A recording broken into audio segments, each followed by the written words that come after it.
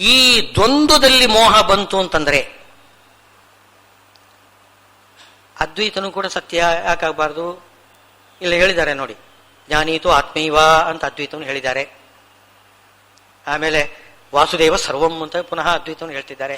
ಆಗಾಗಾಗಿ ಕೃಷ್ಣ ಹೇಳುವಾಗೆಲ್ಲ ಅದ್ವೈತವನ್ನೇ ಹೇಳ್ತಿದ್ದಾನೆ ಅಂತಂದ ಮೇಲೆ ಅದ್ವೈತನೇ ಸತ್ಯ ತಾನೇ? ಆವಾಗ ಅದ್ವೈತ ಗಟ್ಟಿಯಾಗ್ಬಿಡ್ತದೆ. ಇದು ಸಮೂಹ. ದ್ವಂದ್ವ ಮೋಹದಿಂದಾಗಿ ಅದ್ವೈತ ಮೋಹ ಬಂದ್ಬಿಡ್ತದೆ, ಸಮೂಹ ಉಂಟಾಗ್ತದೆ. ಇನ್ನೊಂದು, ಪರಮಾತ್ಮ ಸ್ವತಂತ್ರ ಅಂತ ಹೇಳ್ತೀರಿ, ನಾನು ಸ್ವತಂತ್ರನಾಗಿದ್ದೇನೆ. ಅಲ್ಲಿ ಒಂದು ಸ್ವತಂತ್ರ, ಇನ್ನೊಂದು ಅಸ್ವತಂತ್ರ ಅಂತ ದ್ವಂದ್ವ ಇದೆ ನೋಡಿ. ಆ ಸ್ವತಂತ್ರದಲ್ಲಿ ಸ್ವಾತಂತ್ರ್ಯ ಹೇಳೋದು, ಅಸ್ವತಂತ್ರದಲ್ಲಿ ಸ್ವಾತಂತ್ರ್ಯವನ್ನು ಹೇಳೋದು. ಪರಮಾತ್ಮ ಅಸ್ವತಂತ್ರ, ಅವನೇನು ಮಾಡ್ತಾನೆ? ನಮ್ಮ ಕರ್ಮಾಧೀನವಾಗಿ ಅವನು ಫಲ ಕೊಡುತ್ತಾನೆ. ಅವನು ಪರಮಾತ್ಮ ಫಲ ಕೊಡುವುದು ನಮ್ಮ ಕರ್ಮಾಧೀನ ಮಾಡುವುದು. ಅವನು ಅಸ್ವತಂತ್ರ. ಸ್ವತಂತ್ರ ಮಾಡುವುದಾಗಿದ್ರೆ ನಾನು ಏನು ಮಾಡದೆ ಹೋದ್ರೂ ಕೂಡ ನನ್ನನ್ನು ಅವನು ಕಾಪಾಡಬೇಕು. ಹಾಗೆ ಮಾಡುವುದಿಲ್ಲ. ನಾನೇನಾದ್ರೂ ಕರ್ಮ ಮಾಡಿದ್ರೆ ಮಾತ್ರ ಫಲ ಕೊಡ್ತೇನೆ ಅಂತಂತಾನೆ. ಆದರೆ ಕರ್ಮಕ್ಕೆ ಅಧೀನ ಅವನು.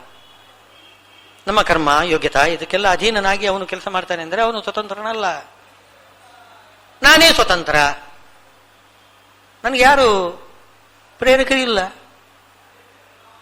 ನಾನೇ ಮಾಡ್ತಿದ್ದೇನೆ. ಒಳಗಡೆ ಇನ್ನೊಬ್ಬ ಪ್ರೇರಣೆ ಮಾಡೋದು ನನಗೆ ಅನುಭವಕ್ಕೆ ಬರ್ತಾ ಇಲ್ಲ. ನಾನೇ ಹೀಗೆ, ನನಗೊಂದು ಆಲೋಚನೆ ಹೊಳೀತು, ಹೀಗೆ ಮಾಡೋಣ ಅಂತ ಅನಿಸ್ತು, ಮಾಡಿದ್ದೇನೆ, ಫಲ ಸಿಕ್ಕಿದೆ, ನಾನೇ ಸ್ವತಂತ್ರ. ಯಾರು ನನಗೆ ಇನ್ನೊಬ್ಬರು ಯಾರಿದ್ದಾರೆ? ಇದು ದ್ವಂದ್ವ ಮೋಹ. ಈ ದ್ವಂದ್ವ ಮೋಹದಿಂದ ಏನಾಗ್ತದೆ? ನಾನೇ ಸ್ವತಂತ್ರ, ನಾನೇ ಪರಮಾತ್ಮ ಅಂತ ಆ ಜ್ಞಾನ ಬಂತು ಅಂತಂದ್ರೆ ಮುಗಿದೋಯ್ತು ಪೂರ್ತಿ. ಅವನು ನರಕ, ನಿತ್ಯ ನರಕ. ಅದನ್ನು ತಿಳ್ಕೊಳ್ಬೇಕು. ಶಾಸ್ತ್ರದಲ್ಲಿ ಅಲ್ಲಿ ವಾಸುದೇವ ಸರ್ವಂ ಇತ್ಯಾದಿಗಳೆಲ್ಲ ಹೇಳ್ತಕ್ಕಂತಹ ಮಾತು, ಅದಕ್ಕೆ ನಿಜವಾದ ಅರ್ಥ ಏನು ಅದನ್ನು ತಿಳ್ಕೊಳ್ಬೇಕು. ಹಾಗೆ ಸ್ವಾತಂತ್ರ್ಯ ಅಂದ್ರೆ ಏನು? ಪರಮಾತ್ಮನ ಸ್ವಾತಂತ್ರ್ಯಕ್ಕೆ ಇದು ಭಂಗ ಬರ್ತದೇನು? ನಮ್ಮ ಕರ್ಮಾಧೀನವಾಗಿ ಅವನು ಫಲವನ್ನು ಕೊಟ್ಟರೆ ಸ್ವಾತಂತ್ರ್ಯಕ್ಕೆ ಭಂಗ ಬರುವುದಿಲ್ಲ. ಅವನ ಇಚ್ಛಾ ಆಗಿದೆ, ಕರ್ಮಾನುಗುಣವಾಗಿ ಇದನಿಗೆ ಫಲ ಕೊಡ್ತೇನೆ ಅಂತ ಭಗವಂತ ಇಚ್ಛಾ ಮಾಡಿದ್ದಾನೆ. ಅದಕ್ಕನುಗುಣವಾಗಿ ಅವನು ನಡ್ಕೊಂಡು ಹೋದರೆ, ತನ್ನ ಇಚ್ಛೆಗೆ ಅನುಸಾರವಾಗಿ ತಾನು ನಡೆದರೆ ಅವನು ಅಸ್ವತಂತ್ರ ಅಂತ ಹೇಳ್ತೇವೆ. ಸ್ವಾತಂತ್ರ್ಯ ಅಂದ್ರೆ ಏನು? ಸ್ವತಂತ್ರ, ತನಗೆ ತಾನೇ ಅಧೀನ. ಸ್ವತಂತ್ರ ಅಲ್ಲ ಅಂತ ಅನ್ನೋದೇ ತನ್ನ ಇಚ್ಛೆಗೆ ತಾನು ಅಧೀನ, ತಾನೇ ಮಾಡಿರ್ತಕ್ಕಂಥ ನಿಯಮ. ಒಬ್ಬರ ಯೋಗ್ಯತಾ, ಪೂರ್ವಕರ್ಮ ಇವುಗಳನ್ನೆಲ್ಲ ನೋಡಿಕೊಂಡು ಅವನಿಗೆ ಸರಿಯಾಗಿರ್ತಕ್ಕಂತಹ ಫಲ ಕೊಡ್ತೇನೆ ಅಂತ ಅವನು ತೀರ್ಮಾನ ಮಾಡಿದ್ದಾನೆ. ಇದು ಶಾಸ್ತ್ರದಲ್ಲಿನೇ ಇದೆ. ನಿಮ್ಗೆ ಗೊತ್ತಾಯ್ತು ಅಂತ ಕೇಳಬೇಡಿ, ಶಾಸ್ತ್ರದಲ್ಲಿನೇ ಇದೆ. ಭಗವಂತ ಅವರವರ ಯೋಗ್ಯತಾಧೀನವಾಗಿ, ಅವರ ಕರ್ಮಾಧೀನವಾಗಿ ಅವನಿಗೆ ಯೋಗ್ಯದ ಆಯಾಯ ಫಲವನ್ನು ಕೊಡ್ತಾನೆ ಅಂತ ಶಾಸ್ತ್ರದಲ್ಲೇ ಹೇಳ್ತಾ ಇರುವಾಗ ಅದು ಅವನ ಇಚ್ಛೆ. ಅವನೇ ಏನು ವೇದವನ್ನು ಹೇಳಿದವನು ಅವನೇ. ವೇದದ ಮಾತೆಲ್ಲ ಭಗವಂತನ ಮಾತು, ಋಷಿಗಳ ಮಾತು ಅಂತ ತಿಳ್ಕೊಳ್ಬಾರ್ದು. ಭಗವಂತನದೇ ಮಾತು. ಋಷಿಗಳು ಅದನ್ನು ಹೇಳಿದರು ಅಷ್ಟೇ. ಋಷಿಗಳು ಅದನ್ನು ತಪಸ್ಸಿನಿಂದ ಕಂಡುಕೊಂಡು ಆ ಮಂತ್ರವನ್ನು ಕಂಡುಕೊಂಡು ಹೇಳಿದ್ರಷ್ಟೇ. ಆದ್ದರಿಂದ ಅವರು ಋಷಿಗಳಷ್ಟೇ ಹೊರತು ಋಷಿಗಳು ಮಂತ್ರವನ್ನು ಮಾಡಿಲ್ಲ. ಮಂತ್ರವನ್ನು ಯಾರು ಮಾಡಿಲ್ಲ. ಅದು ಅಪೌರುಷೇಯ. ಯಾರು ಮಾಡಿಲ್ಲ ಅಂದ್ರೆ ಅಪೌರುಷೇಯವಾದ ಅನಾದಿ ಕಾಲದಿಂದ ಭಗವಂತ ಅದನ್ನು ಹೇಳ್ತಾನೇ ಇದ್ದಾನೆ. ಭಗವಂತನೂ ಮಾಡಿದ್ದಲ್ಲ, ಅನಾದಿ ಕಾಲದಿಂದ ಅವನೇ ಹೇಳ್ತಾ ಇದ್ದಾನೆ. ಅವನ ಮಾತದು, ಅವನ ಮಾತೇ, ಅವನು ಮಾಡಿದ್ದಲ್ಲ. ಅನಾದಿ ಕಾಲದಿಂದ ಒಂದೇ ರೀತಿ ಹೇಳ್ತಿದ್ದಾನೆ, ಆದ್ರಿಂದ ಮಾಡಿದ್ದಲ್ಲ ಅಂತ ಹೇಳೋದು. ಹಿಂದೆ ಇದ್ದದ್ದನ್ನೇ ಪುನಃ ಪುನಃ ಹೇಳಿಬಿಟ್ರೆ ಹೊಸದಾಗಿ ಮಾಡಿಲ್ಲ. ಹಾಗೆ ಭಗವಂತನೇ ಹೇಳ್ತಾ ಇದ್ದಾನೆ. ಅವನು ತನ್ನ ಸಂಕಲ್ಪ ಆಗಿದೆ. ಅವನು ಸ್ವಾತಂತ್ರ್ಯಕ್ಕೆ ಯಾವ ಭಂಗನೂ ಬರುವುದಿಲ್ಲ ಅಂತಂದ ಮೇಲೆ ಅವನು ಅಸ್ವತಂತ್ರ ಅಲ್ಲ. ಸ್ವತಂತ್ರ ಸ್ವತಂತ್ರನೇ, ಅಸ್ವತಂತ್ರ ಅಸ್ವತಂತ್ರನೇ. ಸ್ವತಂತ್ರ ಅಸ್ವತಂತ್ರ ಆಗುವುದು, ಅಸ್ವತಂತ್ರ ಸ್ವತಂತ್ರ ಆಗುವುದು, ಈ ತರ ಈ ದ್ವಂದ್ವ ಮೋಹಕ್ಕೆ ಅವಕಾಶನೇ ಇಲ್ಲ ವಸ್ತುತಸ್ತು. ಈಗ ಇವರೇನ್ ಮಾಡ್ತಾರೆ? ನಾನೇ ಸ್ವತಂತ್ರ ಅಂತ ಅಂದ್ಕೊಳ್ತಾರೆ. ಇದು ಸಮೋಹ.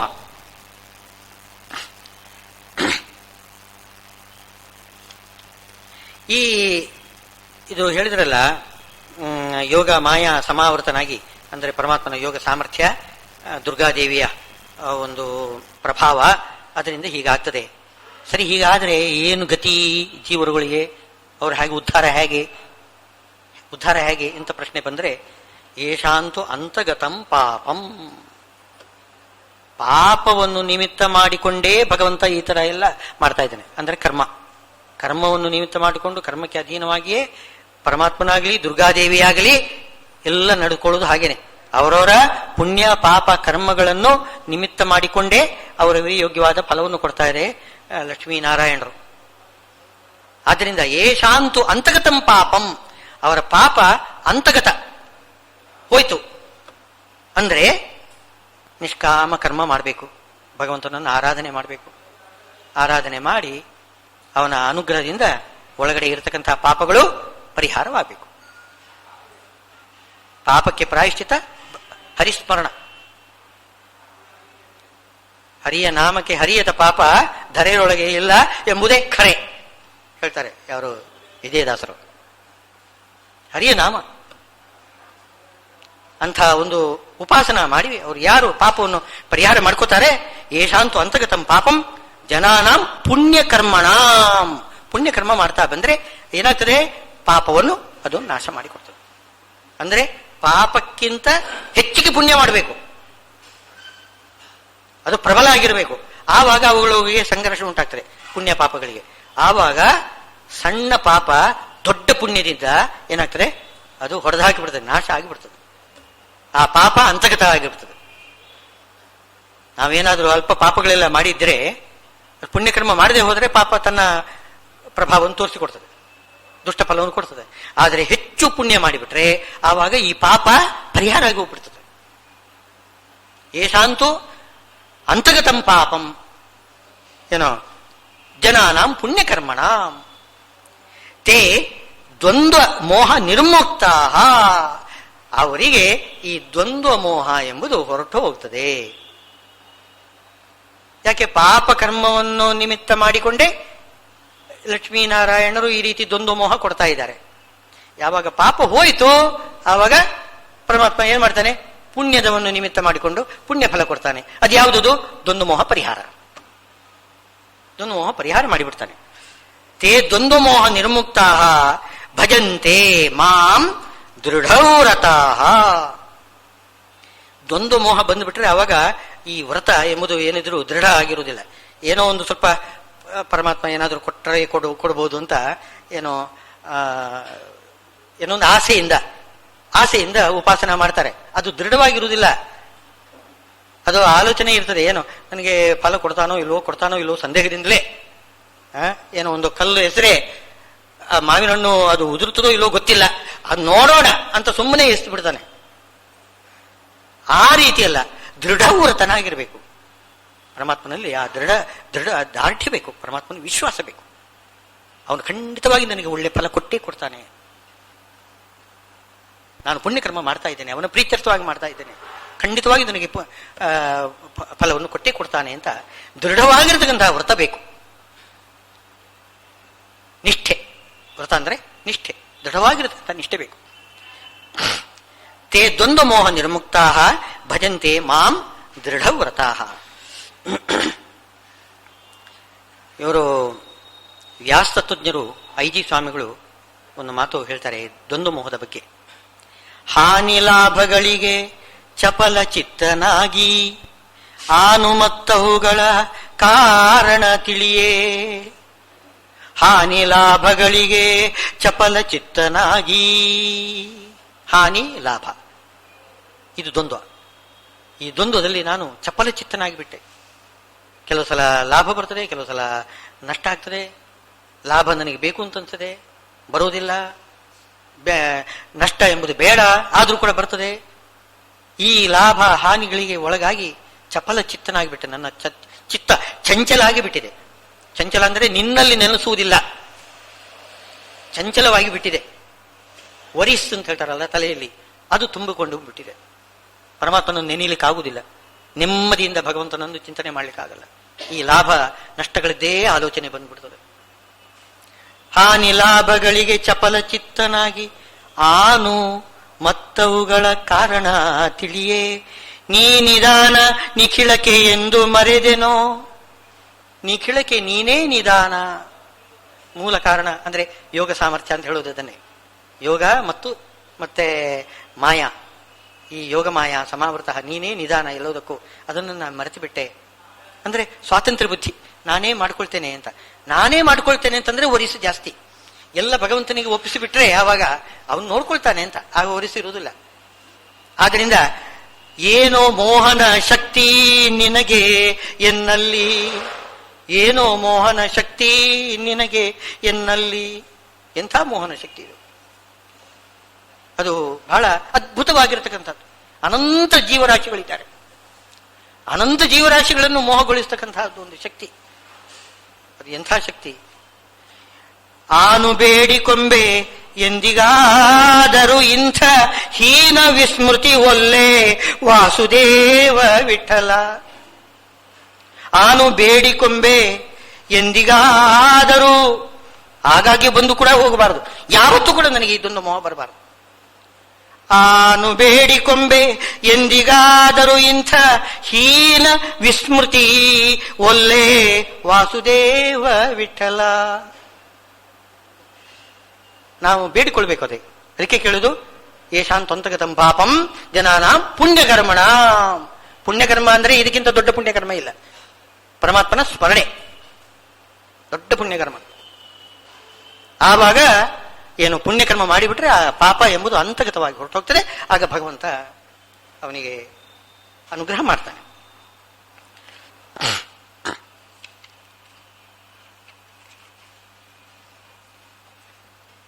ಕರ್ಮ ಮಾಡಿ ಏನು ಉಪಯೋಗವಿಲ್ಲ.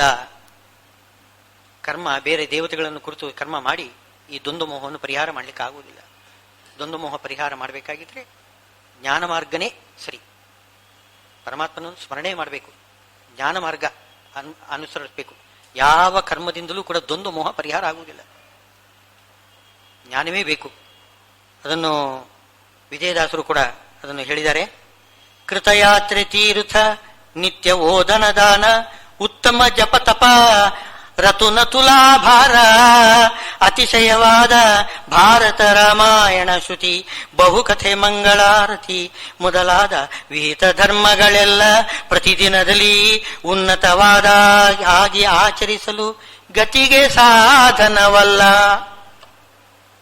ಎಷ್ಟು ಮಾಡಿದ್ರು ಕೂಡ ಗತಿಗೆ ಸಾಧನವಲ್ಲ. ಮೋಹ ಹೋಗುವುದಿಲ್ಲ. ಮೋಹ ಹೋಗದೆ ಗತಿ ಇಲ್ಲ, ಗತಿಗೆ ಸಾಧನವಲ್ಲ. ಉತ್ತಮ ಏನು ತೀರ್ಥಯಾತ್ರೆ ಮಾಡ್ತೇವೆ, ತೀರ್ಥಯಾತ್ರೆ ಮಾಡೋದು ಬೇಡ ಅಂತ ಹೇಳೋದಲ್ಲ, ತೀರ್ಥಯಾತ್ರೆ ಮಾಡಬೇಕು. ಆದರೆ ಅದೇ ಗತಿಗೆ ಸಾಧನ ಅಲ್ಲ ಅಂತ ಹೇಳ್ತಾರೆ.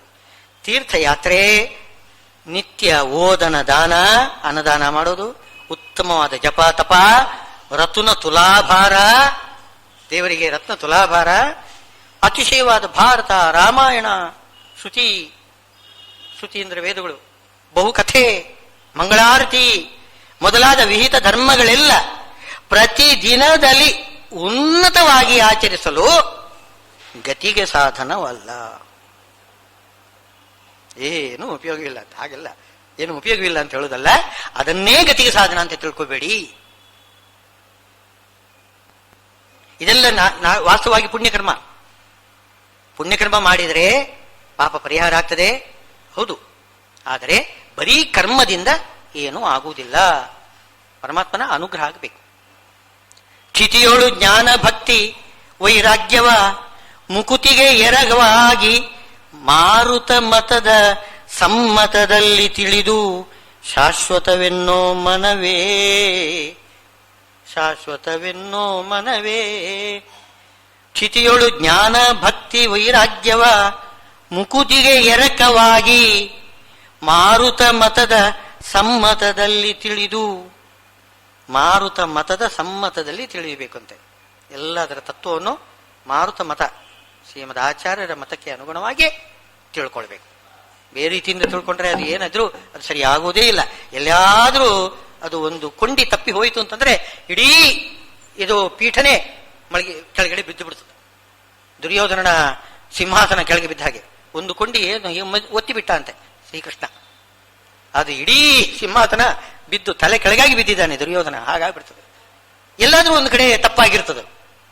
ಒಂದು ಕಡೆ ತಪ್ಪು, ಒಂದೇ ಒಂದು ಕಡೆ ತಪ್ಪಿಲ್ಲ ಅಂತಂದ್ರೆ ಅದು ಶ್ರೀಮದಾಚಾರ್ಯರ ಮತ. ಒಂದೇ ಒಂದು ಕಡೆ ತಪ್ಪಿರುವುದಿಲ್ಲ. ಅದಕ್ಕೆ ಮತವಾಗಿ ಸರಿಯಾಗಿ ಮಾಡಬೇಕು. ಆದ್ರಿಂದ ಹೇಳ್ತಾ ಇದ್ದಾರೆ, ಕರ್ಮದಾರಿಯ ಪಿಡಿದು ಕಡೆಗೆದ್ದವರ ಕಾಣೆ ನಿರ್ಮಲಾತ್ಮಕ ವಿಜಯ ವಿಠಲನ್ನ ನೀ ತಿಳಿ. ಕರ್ಮ ಮಾರ್ಗ ಅಲ್ಲ, ವಿಜಯ ವಿಠಲನ್ನೇ ತಿಳಿಯಬೇಕು ನೀವು. ಅವನ ಯೋಗ ಸಾಮರ್ಥ್ಯ ಏನು ಅಂತ ತಿಳ್ಕೋಬೇಕು. ಅವನ ಯೋಗ ಅಂದ್ರೆ ಹೇಗೆ, ಅವನ ಸಾಮರ್ಥ್ಯ ಏನು, ಆ ದುರ್ಗಾದೇವಿಯ ಮಹಿಮೆ ಏನು, ಯಾವ ರೀತಿ ಮೋಹವನ್ನು ಉಂಟು ಮಾಡಿಕೊಡ್ತಾರೆ, ಅವನ ಮೋಹನ ಶಕ್ತಿ ಎಂಥದ್ದು, ಇದನ್ನೆಲ್ಲ ಸರಿಯಾಗಿ ತಿಳಿದರೆ ಮಾತ್ರ ನಿಮಗೆ ಆ ದ್ವಂದ್ವ ಮೋಹವನ್ನು ಬಿಟ್ಟು ನೀವು ಈಚೆಗೆ ಬರಬಹುದು. ಇದೇ ಹೋದ್ರೆ ಬೇರೆ ದಾರಿ ಇಲ್ಲ. ನೀವು ಯಾವ ಕರ್ಮದಿಂದಲೂ ಕೂಡ ನಿಮಗೆ ಅದರಿಂದ ಫಲ ಸಿಗುವುದಿಲ್ಲ. ಕರ್ಮ ಬೇಡ ಅಂತ ಹೇಳೋದಲ್ಲ, ಕರ್ಮ ಒಂದರಿಂದಲೇ ಫಲ ಸಿಗುವುದಿಲ್ಲ. ಇದನ್ನು ತಿಳ್ಕೊಂಡು ಜ್ಞಾನಪೂರ್ವಕವಾಗಿ ಕರ್ಮ ಮಾಡಬೇಕು. ಇಷ್ಟವರೆಗೆ ಎಲ್ಲ ಹೇಳಿದ್ದು ಅದು ಜ್ಞಾನಪೂರ್ವಕವಲ್ಲದೆ ಕೇವಲ ವಿಧಾನ ಮಾಡಿದ್ದಾರೆ, ಪಾರಾಯಣ ಮಾಡಬೇಕು, ಏನೋ ಹೋಮಾನ ಹೋಮ ಮಾಡಿಸ್ಬೇಕು, ಹೋಮಾನ ಹೋಮ ಆಯಿತು, ದಕ್ಷಿಣೆ ಕೊಟ್ಟರು, ಬಂದ್ಬಿಟ್ರು, ಮುಗಿದೋಯ್ತು. ಏನು ಆ ಪವಮಾನ ಹೋಮ, ಅದರ ಮಹಿಮೆ ಏನು, ಆ ಪವಮಾನದ ವಾಯುದೇವರ ಮಹಿಮೆ ಏನು, ಅವರ ಅಂತರ್ಗತನಾದ ಪರಮಾತ್ಮನ ಮಹಿಮೆ ಏನು, ಅದನ್ನೆಲ್ಲ ತಿಳ್ಕೊಳ್ಳಿ. ವೇದ ಪಾರಾಯಣ, ಯಾವುದೇ ಒಂದು ಪಾರಾಯಣ ಮಾಡುವಾಗ ರಾಮಾಯಣ, ಮಹಾಭಾರತ, ಭಗವದ್ಗೀತೆ ಸುಮ್ಮನೆ ಪಾರಾಯಣ ಮಾಡ್ತಾ ಇದ್ದಾರೆ, ಉಪಯೋಗವಿಲ್ಲ. ತಿಳಿಬೇಕು, ವಿಜಯ ವಿಠಲನ್ನ ತಿಳ್ಕೊಳ್ಳಿ, ಆವಾಗಲೇ ನೀವು ಮಾಡತಕ್ಕಂಥ ಎಲ್ಲಾ ಕರ್ಮಗಳಿಗೆ ಫಲ ಸಿಗ್ತದೆ. ಜರಾ ಮರಣ ಮೋಕ್ಷಾಯ ಮಾಮಾಶ್ರಿತ್ಯ ಯತಂತಿಯೇ ತೇ ಬ್ರಹ್ಮ ತದ್ವಿದು ಕೃತ್ಸಂ ಅಧ್ಯಾತ್ಮಂ ಕರ್ಮ ಚಾಖಿಲ. ಜರಾ ಮರಣ ಮೋಕ್ಷಾಯ, ಇದರಿಂದ ಪರಮಾತ್ಮನನ್ನು ತಿಳಿದು ಕರ್ಮಾಚರಣೆ ಮಾಡಿ ದ್ವಂದ್ವ ಮೋಹದಿಂದ ನಿರ್ಮುಕ್ತರಾಗಿ ಯಾರು ಭಗವಂತನನ್ನು ಉಪಾಸನೆ ಮಾಡ್ತಾರೆ ಅವರು ಜರಾ ಮರಣ ಮೋಕ್ಷ ಹೊಂದುತ್ತಾರೆ. ಜನನ ಮರಣದಿಂದ ಮೋಕ್ಷವನ್ನು ಪಡೆಯುತ್ತಾರೆ. ಆದರೆ ಇಲ್ಲಿ ಶ್ರೀಮದ್ ಆಚಾರ್ಯರು ಭಾಷ್ಯ ಬರೆಯುವಾಗ ಒಂದು ವಿಶೇಷ ಸೂಚನೆ ಕೊಟ್ಟಿದ್ದಾರೆ. ಮೇಲ್ನೋಟಕ್ಕೆ ಏನೋ ಮೋಕ್ಷದ ಬಯಕೆಯಿಂದ ಭಗವಂತನನ್ನು ಆರಾಧನೆ ಮಾಡಬೇಕು ಅಂತ ಮೇಲ್ನೋಟಕ್ಕೆ ಹೇಳಿದ ಹಾಗೆ ಕಾಣಿಸ್ತದೆ. ಹೌದು, ಅದು ಯಾರು ಮೋಕ್ಷದ ಬಯಕೆಯಿಂದ ಭಗವಂತನನ್ನು ಆರಾಧನೆ ಮಾಡತಕ್ಕಂಥವ್ರು ಇದ್ದಾರೆ, ಅದು ತಪ್ಪಲ್ಲ. ಇನ್ನು ಮೋಕ್ಷದ ಬಯಕೆ ಇಲ್ಲದೆ ನನಗೆ ನೀನೇ ಬೇಕು ಅಂತ ಭಗವಂತನನ್ನೇ ಬೇಡ್ತಕ್ಕಂಥವ್ರು ಇದ್ದಾರೆ ಕೆಲವರು, ಏಕಾಂತ ಭಕ್ತರು. ಅವರನ್ನು ಕೂಡ ಇಟ್ಕೋಬೇಕಿಲ್ಲಿ. ಎಲ್ಲರೂ ಕೂಡ ಮೋಕ್ಷದ ಬಯಕೆಯಿಂದಲೇ ಪರಮಾತ್ಮನನ್ನು ಉಪಾಸನೆ ಮಾಡಬೇಕು ಅಂತ ಅರ್ಥ ಅಲ್ಲ ಅದಕ್ಕೆ. ಹಾಗೆ ಮಾಡತಕ್ಕಂಥವ್ರು ಮಾಡಲಿ, ಪರವಾಗಿಲ್ಲ. ಆದರೆ ಅವರು ಮಧ್ಯಮಾಧಿಕಾರಿಗಳು, ಉತ್ತಮಾಧಿಕಾರಿಗಳೆಲ್ಲ. ಅವರಿಗೆ ಸಿಗತಕ್ಕಂಥ ಆನಂದ ಸ್ವಲ್ಪ ಕಡಿಮೆ, ಅವರ ಸ್ವರೂಪದಲ್ಲೇ ಇರುವುದಷ್ಟೇ, ಅಷ್ಟೇ ಆನಂದ. ಆದ್ದರಿಂದ ಅದಕ್ಕೆ ತಕ್ಕ ಉಪಾಸನೆ ಅವರು ಮಾಡ್ತಾರೆ, ಅದು ಅವರ ತಪ್ಪಲ್ಲ. ಅವರು ಮೋಕ್ಷಕ್ಕಾಗಿ ಉಪಾಸನ ಮಾಡಿದರೆ ಅದು ಅವರ ತಪ್ಪಲ್ಲ, ಅದು ಅವರ ಆನಂದ ಸ್ವರೂಪದಲ್ಲಿ ಇರುವುದೇ ಅಷ್ಟು. ಅದಕ್ಕರಿಗಾಗಿ ಅನುಗುಣವಾಗಿ ಅವರು ಉಪಾಸನೆ ಮಾಡ್ತಾರೆ, ತಪ್ಪು ಅಂತ ಹೇಳುವುದಲ್ಲ. ಆದರೆ ಎಲ್ಲರೂ ಕೂಡ ಇದೇ ರೀತಿ ಇರ್ತಾರೆ, ತಮ್ಮ ಸ್ವರೂಪ ಆನಂದ ಅನುಭವಕ್ಕೋಸ್ಕರ, ಮೋಕ್ಷಕ್ಕೋಸ್ಕರ ಅವರು ಉಪಾಸನೆ ಮಾಡ್ತಾರೆ ಅಂತ ಮಾತ್ರ ತಿಳ್ಕೊಳ್ಬಾರ್ದು. ತಮ್ಮ ಸ್ವರೂಪಾನಂದ ಅನುಭವನು ಬೇಡ, ಮೋಕ್ಷ ಬೇಡ, ನನಗೆ ನೀನೇ ಬೇಕು, ನನಗೆ ಮೋಕ್ಷ ಕೊಡದೇ ಹೋದ್ರೂ ಪರವಾಗಿಲ್ಲ, ನಾನು ಬರೋದಿಲ್ಲ ಅಂತನ್ಬೇಕು. ನನಗೆ ಇಲ್ಲೇನೆ ನಿನ್ನ ಸೇವಾ ಮಾಡಲಿಕ್ಕೆ ಅವಕಾಶ ಕೊಡು ಅಂತ ಅನ್ನತಕ್ಕಂಥವ್ರು ಇದ್ದಾರೆ, ಏಕಾಂತ ಭಕ್ತರು. ಅದನ್ನು ಇಟ್ಕೊಳ್ಬೇಕಿಲ್ಲಿ. ಅವರು ತೇ ಬ್ರಹ್ಮ ತದ್ವಿದು ಕೃತ್ಸ್ನಂ, ಅವರು ಪರಬ್ರಹ್ಮನನ್ನು ಚೆನ್ನಾಗಿ ತಿಳ್ಕೊಳ್ತಾರೆ. ಯಾರು ಮೋಕ್ಷ ಕಾಮನೆಯಿಂದ, ದ್ವಂದ್ವ ಮೋಹವನ್ನು ಬಿಟ್ಟು ಮೋಕ್ಷ ಕಾಮನೆಯಿಂದ ಅಥವಾ ಪರಮಾತ್ಮನ ಪ್ರಾಪ್ತಿಯ ಕಾಮನೆಯಿಂದ ಯಾರು ಏನು ಉಪಾಸನ ಮಾಡ್ತಾರೆ ಅವರು ತದ್ವಿದು ಬ್ರಹ್ಮನ ಪರಮಾತ್ಮನ ಒಂದು ವ್ಯಾಪ್ತ ಸ್ವರೂಪವನ್ನು ನೋಡ್ಕೊಳ್ತಾರಂತೆ. ಯಾಕೆಂದ್ರೆ ಅವರೆಲ್ಲ ಉತ್ತಮಾಧಿಕಾರಿಗಳು, ಪರಮಾತ್ಮನ ವ್ಯಾಪ್ತ ಸ್ವರೂಪವನ್ನು ತಿಳ್ಕೊಳ್ತಾರೆ. ಬ್ರಹ್ಮ ಅಂತಂದ್ರೆ ವ್ಯಾಪ್ತವಾದ್ದು, ಎಲ್ಲಾ ಕಡೆ ವ್ಯಾಪಿಸಿಕೊಂಡಿರ್ತಕ್ಕಂಥದ್ದು, ಅದಕ್ಕೆ ಬ್ರಹ್ಮ ಅಂತ ಹೆಸರು. ಬೃಹಿ ವೃತ್ತವು ಎಲ್ಲಾ ಕಡೆ ವ್ಯಾಪಿಸಿಕೊಂಡಿದೆ ಅಂತ ಅರ್ಥ. ಅಂತಹ ಬ್ರಹ್ಮನನ್ನು ತಿಳ್ಕೊಳ್ತಾರೆ. ಅಧ್ಯಾತ್ಮಂ ಕರ್ಮ, ಅಧ್ಯಾತ್ಮ ಅಂದರೆ ಆತ್ಮ ಏನಿದೆ ಇಲ್ಲಿ ಎಲ್ಲ ಜೀವರಿಗೆ ಅಭಿಮಾನಿಗಳಾಗಿರ್ತಕ್ಕಂಥವ್ರು ಯಾರು, ಬ್ರಹ್ಮದೇವರು ಜೀವಾಭಿಮಾನಿಗಳು, ಶೇಷದೇವರು ಜೀವಾಭಿಮಾನಿಗಳು. ಜೀವಾಭಿಮಾನಿಗಳಾಗಿರ್ತಕ್ಕಂತಹ ದೇವತೆಗಳನ್ನು ತಿಳ್ಕೊಳ್ತಾರೆ, ಪರಮಾತ್ಮನನ್ನು ತಿಳ್ಕೊಳ್ತಾರೆ, ಜೀವಾಭಿಮಾನಿಗಳಾಗಿರ್ತಕ್ಕಂತಹ ಈ ದೇವತೆಗಳನ್ನು ತಿಳ್ಕೊಳ್ತಾರೆ. ಆಮೇಲೆ ಕರ್ಮ, ಎಲ್ಲ ಪರಮಾತ್ಮನಿಗೆ ಪ್ರೀತಿ ಪಾತ್ರವಾಗಿರ್ತಕ್ಕಂತಹ ಕರ್ಮವನ್ನು ತಿಳ್ಕೊಳ್ತಾರೆ. ಎಲ್ಲವರಿಗೆ ಜ್ಞಾನ ಬರ್ತದೆ. ಜ್ಞಾನ ಬಂತು ಅಂತಂದ್ರೆ ಅವರು ಜ್ಞಾನ ಮಾರ್ಗ ಹಿಡಿತಾರೆ. ಈ ಕರ್ಮ ಮಾರ್ಗ ಬಿಟ್ಟು ಜ್ಞಾನ ಮಾರ್ಗದಲ್ಲಿ ಬರ್ತಾರೆ. ಅವರು ಏನ್ ಮಾಡ್ತಾರೆ, ಸಾಧಿಭೂತಾದಿ ದೈವಂ ಮಾಂ ಸಾಧಿ ಯಜ್ಞಂಚ ಏವಿದುಹು. ಏನೋ ಅಧಿಭೂತ ಅಂತಂದ್ರೆ ಶರೀರಕ್ಕೆ ಸಂಬಂಧಪಟ್ಟಿರತಕ್ಕಂತಹ ವಿಷಯ ಪದಾರ್ಥಗಳನ್ನು ಕೂಡ ಸರಿಯಾಗಿ ತಿಳ್ಕೊಳ್ತಾರೆ. ವಿಷಯ ಪದಾರ್ಥದ ಒಂದು ಸ್ವರೂಪ ಏನಿದೆ, ಅದರಲ್ಲಿ ಭಗವಂತ ಯಾವ ರೀತಿ ಇದ್ದು ನಮ್ಮನ್ನು ಆಕರ್ಷಣೆ ಮಾಡ್ತಾನೆ, ನಾವು ಅದರ ಆಕರ್ಷಣೆ ಒಳಗಾಗಿ ಏನ್ ಮಾಡ್ತೇವೆ, ಭಗವಂತನ ಮರೀತೇವೆ. ಅದು ಹಾಗೆ ಮಾಡಬಾರದು. ಆ ವಿಷಯ ಪದಾರ್ಥಗಳ ಸ್ವರೂಪವನ್ನು ತಿಳ್ಕೊಳ್ತಾರೆ. ಅಂದ್ರೆ ಸಾಧಿಭೂತ ಅಂದ್ರೆ ಅದು ಹಾಗೆ. ಅಧಿದೈವಂ ಅಂತಂದ್ರೆ ದೈವಗಳಿಗೆಲ್ಲ ಮೇಲ ಎಲ್ಲಾ ದೇವತೆಗಳಿಗೂ ಕೂಡ ಏನೋ ಒಡತಿ ಯಾರು, ಜಗನ್ಮಾತೆ ಮಹಾಲಕ್ಷ್ಮೀ ದೇವಿ ಅಧಿದೈವಂ, ಅವರನ್ನು ಕೂಡ ತಿಳ್ಕೊಳ್ತಾರೆ. ಅಂದ್ರೆ ವಿಷಯಾಭಿಮಾನಿಗಳು, ಇಂದ್ರಿಯಾಭಿಮಾನಿಗಳು, ಜೀವಾಭಿಮಾನಿಗಳು, ಎಲ್ಲಾ ದೇವತೆಗಳು, ಹಾಗೆ ಮಹಾಲಕ್ಷ್ಮೀ ದೇವಿ, ಇವರನ್ನೆಲ್ಲರನ್ನು ಕೂಡ ತಿಳಿದುಕೊಂಡು ಸಾಧಿ ಯಜ್ಞಗಳಲ್ಲೆಲ್ಲ ಏನೋ ಪೂರ್ತಿ ಯಜ್ಞಕ್ಕೆ ಯಜ್ಞ ಸ್ವರೂಪನಾಗಿರ್ತಕ್ಕಂಥವನು ಭಗವಂತ, ಅವನನ್ನು ಚೆನ್ನಾಗಿ ತಿಳಿದುಕೊಂಡು ಏನ್ ಮಾಡ್ತಾರೆ, ಪ್ರಯಾಣ ಕಾಲೇ ಪಿಚ ಮಾಂ ತೇ ವಿದುರು ಯುಕ್ತ ಚೇತಸಃ. ಪ್ರಯಾಣ ಕಾಲ ಬರ್ತದೆ ನೋಡಿ, ಕೊನೆಗೆ ಪ್ರಯಾಣ, ದೊಡ್ಡ ಪ್ರಯಾಣ ಅಂದ್ರೆ ಈ ಉತ್ಕ್ರಮಣ ಅಂತ ಯೋಗ ಬಲದಿಂದ ಅವರಿಗೆ ಅನಾಯಾಸವಾಗಿ ಯೋಗ ಬಲದಿಂದ ಬ್ರಹ್ಮರಂಧ್ರದ ಮೂಲಕವಾಗಿ ಏನೋ ಜೀವ ಹೊರಟೋಗ್ತಾನೆ. ಪ್ರಯಾಣ, ದೊಡ್ಡ ಪ್ರಯಾಣ. ಅದು ಎಲ್ಲಿವರೆಗೆ? ವೈಕುಂಠದವರೆಗೆ ಹೋಗುದು. ಒಂದೇ ಕೂಗಳತೆ ಅಲ್ಲ, ತುಂಬಾ ಇದರಲ್ಲಿ ನಡುವೆ ತುಂಬಾ ಲೋಕಗಳೆಲ್ಲ ಇವೆ, ಬೇರೆ ಬೇರೆ ಲೋಕಗಳೆಲ್ಲ ಇವೆ. ಆ ಲೋಕಗಳನ್ನೆಲ್ಲ ದಾಟಿಕೊಂಡು ಆ ವಾಯುದೇವರ ಬಳಿಗೆ ಹೋಗಿ, ಬ್ರಹ್ಮದೇವರ ಬಳಿಗೆ ಹೋಗಿ, ಅಲ್ಲಿಂದ ವೈಕುಂಠದಲ್ಲಿ ಹೋಗಿ ಕುಳಿತುಕೊಳ್ಬೇಕು.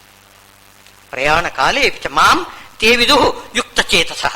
ನಿಜವಾಗಿಯೂ ಅವರು ನಿಜವಾಗಿರತಕ್ಕಂತಹ ಬುದ್ಧಿವಂತರು, ಅವರ ಯುಕ್ತ ಚೇತಸ್ಸು, ಅವರಲ್ಲಿ ಚೇತಸ್ಸಿನಲ್ಲಿ ಬುದ್ಧಿಯಲ್ಲಿ ನಾನಿದ್ದೇನೆ ಅಂತ ಇಷ್ಟು ಹೇಳಿ, ಇತಿ ಶ್ರೀಮದ್ ಭಗವದ್ಗೀತಾಸು ಉಪನಿಷತ್ಸು ಬ್ರಹ್ಮವಿದ್ಯಾಯಾಂ ಯೋಗಶಾಸ್ತ್ರೇ ಶ್ರೀಕೃಷ್ಣಾರ್ಜುನ ಸಂವಾದೆ ಜ್ಞಾನ ವಿಜ್ಞಾನ ಯೋಗೋ ನಾಮ ಸಪ್ತಮೋಧ್ಯಾಯ. ಜ್ಞಾನ ಮತ್ತು ವಿಜ್ಞಾನವನ್ನು ಹೇಳ್ತಕ್ಕಂಥ ಈ 7ನೇ ಅಧ್ಯಾಯ. ಶ್ರೀಕೃಷ್ಣಾರ್ಪಣಮಸ್ತು.